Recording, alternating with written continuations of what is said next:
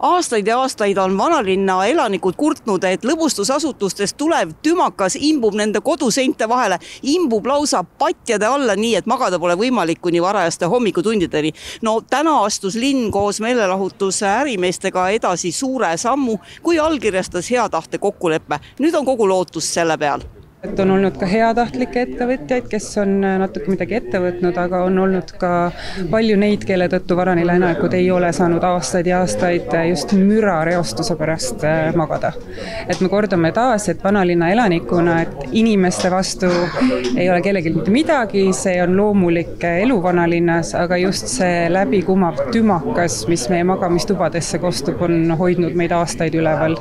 Ja meil on seetõttu väga hea meel, et lõpuks on ehk kasutud rakendama konkreetsemad meetodeid, mis võiks ka meil lasta vanalinnas magada nädalavahetustel just eriti. Kui näiteks tehakse väljakutse, tuleb kohale mupo või politsei, palub muusika vaiksemaks keerata ja nii kui patrull lahkub, siis tegelikult see muusika keeratakse peale tagasi.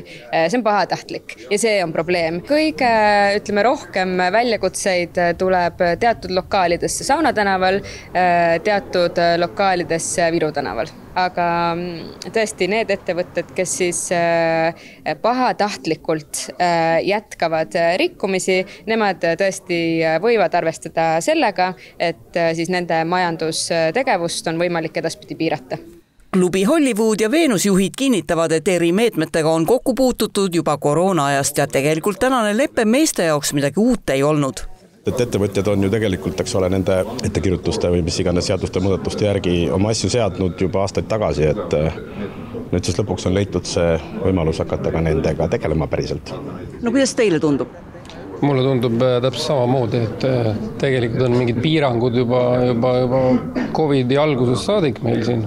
Aga siin on hulk ettevõtjad, kes tegelikult sellest kinni ei pea, et selles suhtes on nüüd äkki hakatakse kontrollima seda ja on mingid kasu ka suurematel kohtadel, kes on tegelikult nagu algusest peale tublid olnud. Nii et nagu ma aru saan, siis tublid teevad juba praegu kõike seda, millele te täna alla kirjutasite? Ja, täpselt nii. Et ei midagi uut teie jaoks? Absoluutselt mitte, et meil on need teemad on laual olnud juba vasti kokku 4-5 aastat, et mis siin siis nüüd enam. Tegelikult on vanalinnas probleem üksikute meelelahutuskohtadega, nii nagu Natali Metsa jutust välja tuli ja seda kinnitab ka linnapea, et karmi kätt on väheste ebamõistlike ja pahatahtlike ettevõtjate jaoks vaja. Me edaspidi hakkame ütlema, et juhul kui on rikkumised, siis tuleb mingil kellaajal muusika kinni panna.